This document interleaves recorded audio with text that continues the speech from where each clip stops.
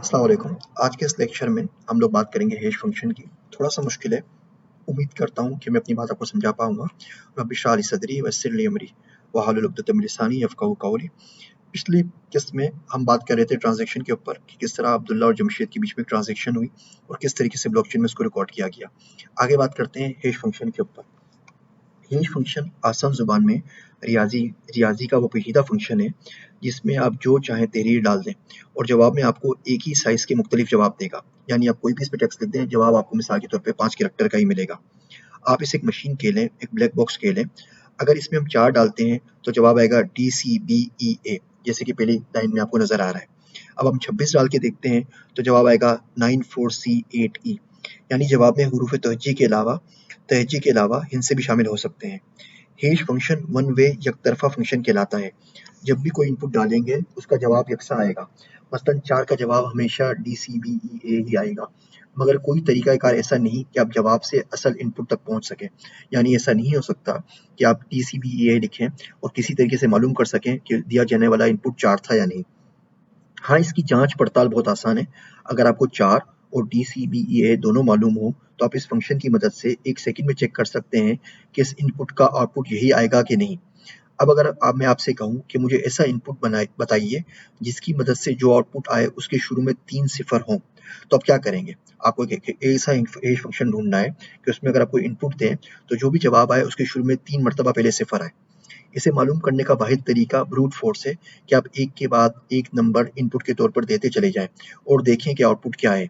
कभी ना कभी तो आपकी मर्जी का आउटपुट आ ही जाएगा। मिसाल के तौर पे हम 237 देते हैं तो आउटपुट आया 2BC7। ये हमारी मर्जी का आउटपुट नहीं है। फिर हमने क्या किया, हमने इसको दिया C75AE दिया तो जवाब हमारे पास आया 9082। ये भी हमारी मर्जी का नहीं है। फिर हमने इसको दिया 11802, जवाब आया 09AEF। हम देते चले गए यहाँ तक कि हमने एक दिन इसको दिया 72,533 और इसका जवाब आया 000C है। अब ये हमारा मतलूबा जवाब है, ये वही जवाब है जिसकी हमें तलाश थी। अब यही 72,533 आपका मतलूबा नंबर है। कोई भी शख्स इसे वेरीफाई कर सकता है कि 72,533 अगर इनपुट में दिया जाए तो आउटपुट के शुरू में 3 सिफर होते हैं। अब हमें अपने ट्रांजैक्शंस के सफ़े ब्लॉक को सील करना है। हम सफ़े में मौजूद तमाम ट्रांजैक्शंस को जमा करते हैं या किसी और तरीके से नंबर निकालते हैं। अब हम ये सवाल पूछते हैं कि सफ़े के मजमूए में कौन सा नंबर शामिल करूं कि आउटपुट के शुरू में 3 सिफर हों। मिसाल के तौर पर सफ़े का मजमूआ 20,893 है, तो सवाल बना कि 20,893 के अंदर मैं कौन सा नंबर शामिल करूं कि इसके जवाब में जो भी जवाब आए उसके शुरू में 3 सिफर आए। हम फिर से एक के बाद एक नंबर से ट्राई करते हैं, ब्रूट फोर्स करते हैं, या जिसको कहते हैं किस्मत आजमाई करते हैं। कुछ अरसे बाद हमें एक नंबर मिला 21,191। इसका मतलब ये हुआ कि जब मैं 21,191 में 20,893 को जमा करूं तो जवाब आएगा 42,084 और 42,084 का जो हैश फंक्शन आएगा वो 3 सिफर से शुरू होगा, 00078। यही हमारा मतलूबा नंबर है। अब हम इसकी मदद से सफ़े ब्लॉक को सील कर देंगे।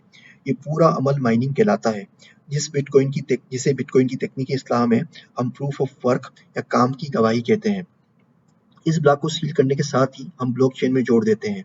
हर नए ब्लॉक को ब्लॉकचेन में जोड़ने से पहले रियाजी मुअम्मा, पजल या प्रूफ ऑफ वर्क के मरहले से गुजरना होता है, जिसमें साबिका सफ़े का मिलने वाला नंबर, नया नंबर जिसकी अब हमें तलाश है, और नया वेरिएबल नंबर जिसे हम नोन्स वैल्यू कहते हैं, आउटपुट तक पहुंचना होता है, के साथ मिलकर आउटपुट तक पहुंचना होता है। मिसाल के तौर पे आपके पास एक ब्लॉक है पिछला, उसके बाद आपने कोई नंबर जोड़ना है और हैश के बाद आप कहते हैं कि उसका जवाब 3 सिफर की सूरत में आए।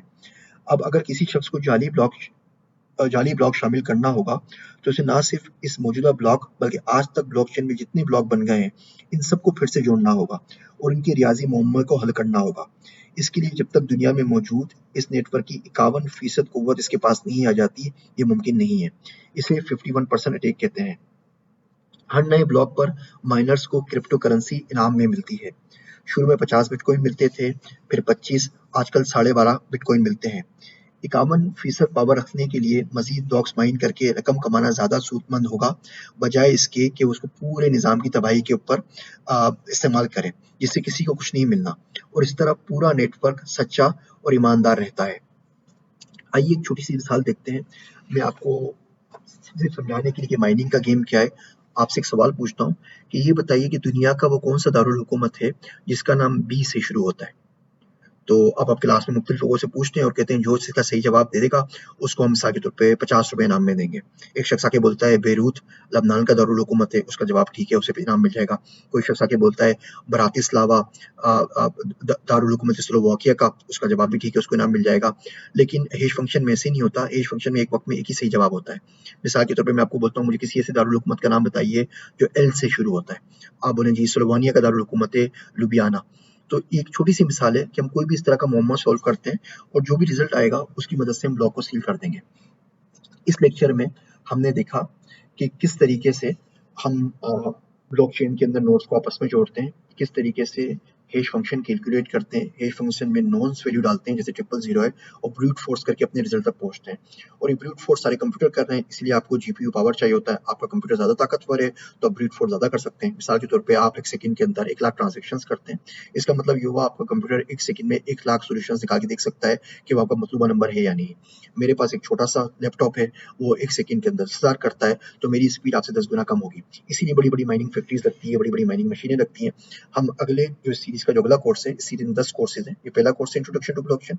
अगले जब हम बात करेंगे इंट्रोडक्शन टू क्रिप्टो करेंसीज के अंदर, वहाँ माइनिंग को हम डिटेल से पढ़ेंगे और देखेंगे किस तरह माइनिंग से हम पैसे कमा सकते हैं और पैसे डुबा सकते हैं, और ये जो जीपीयू फंक्शन है या हैश फंक्शन की स्पीड है इसका उसके ऊपर क्या असर पड़ता है। इसी लेक्चर को मजीद आगे बढ़ाएंगे। अगले लेक्चर के अंदर आपको छोटी छोटी 2 वीडियोस दिखाएंगे जिसमें आपको समझाने की कोशिश करेंगे कि हैश फंक्शन क्या होता है और ओवरऑल ब्लॉकचेन का कांसेप्ट क्या है। वो विजुअली बताया गया है तो उससे बहुत आराम से स्टूडेंट्स की चीज़ समझ में आ जाती है। उम्मीद है वो तमाम लेक्चर्स आपको समझ में आएंगे। अभी तक के लिए शुक्रिया। आप सबका ज़ीशान उस्मानी।